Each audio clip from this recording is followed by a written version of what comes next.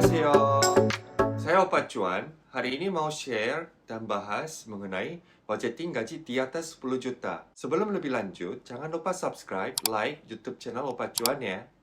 Sebelumnya, pernah bahas gaji 5 juta, bisa simpan 40%-an. Tapi kalau gajinya 10 jutaan, itu untuk simpan uang bisa lebih cepat. Biaya-biaya yang saya pernah bilang di video gaji 5 jutaan, budgeting harus digaji 10 jutaan juga sama. Biaya kos 1 juta, transportasi 500 ribu, makan plus biaya HP, 1-1,5 juta. Yang di sini harus tambahin adalah bukan gaya hidup, tapi meningkatkan value kamu sendiri. Artinya, harus investasi buat diri sendiri. Contohnya belajar bahasa asing atau belajar skill yang lain. Kalau kamu nanti ke depan mau bisnis, kamu belajar mengenai bisnis itu juga cara yang baik. Kalau saya, pasti tambahin biaya buku per bulan 200 ribu. Buku di sini adalah sesuai interest kamu, bidang bisnis dan ekonomi. Biaya lesson atau untuk meningkatkan skill, taruh 1 juta per bulan. Umur 20-an harus sebanyak mungkin dapat ilmu, dan kalau ada pengalaman makin bagus. Dari biaya-biaya atas,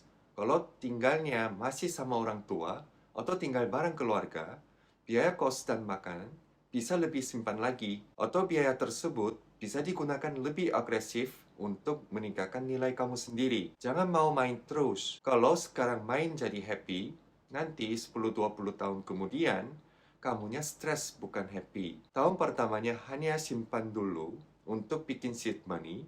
Anggapnya gajinya 10 juta aja. Kalau konsumsi diatur dan tinggal di kos pun bisa simpan 6 jutaan. Artinya 60% dari gaji kamu bisa simpan. Dari sini lebih bagus adalah kamu cari kerja sampingan. Kalau begitu tingkat simpan uang bisa lebih tinggi lagi. Walaupun tidak ada sampingan, dengan hitungan kasar seperti ini, 1 tahun minimal 72 juta. Kamu bisa bayangin nggak? Tiba-tiba di rekening kamu ada 72 juta setelah 1 tahun. Bahkan tergantung usaha kamu bisa lebih banyak nominalnya. Tahun kedua bisa 144 juta, belum hitung bunga loh. Walau itu taruh di deposito. Sambil jalanin itu, harus belajar untuk lebih maju. Meningkatkan gaji, meningkatkan ilmu, meningkatkan core kamu. Terus tahun ketiga, coba mulai sisihkan 1 juta per bulan untuk investasi di saham atau untuk bisnis kecil kalau kamu mau. Siap-siap untuk mulai investasi setelah 3 tahun. Kalau jalanin seperti ini, 3 tahun kemudian, kamu bisa simpan minimal 200 juta. Kebayang angkanya aja merasa senang kan? Makanya saat dapat motivasi, harus mulai ya. Jangan tunda-tunda. Harus tahu respon lapangannya seperti gimana. Harus jaga resiko, kita capek-capek simpan uang.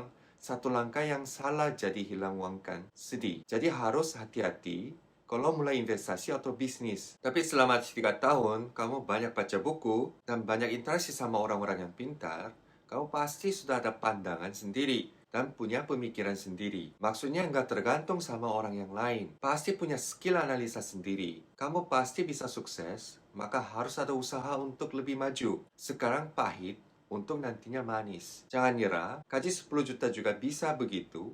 Apalagi kalau gajinya lebih tinggi, pasti lebih banyak bisa simpankan. Artinya, kamu bisa ngapain aja lebih gampang nantinya. Kamu pasti bisa dan harus bisa. Semoga video ini bermanfaat buat kamu dan bisa merubah masa depan kamu. Sekian sharing dari Opa Cuan. 감사합니다.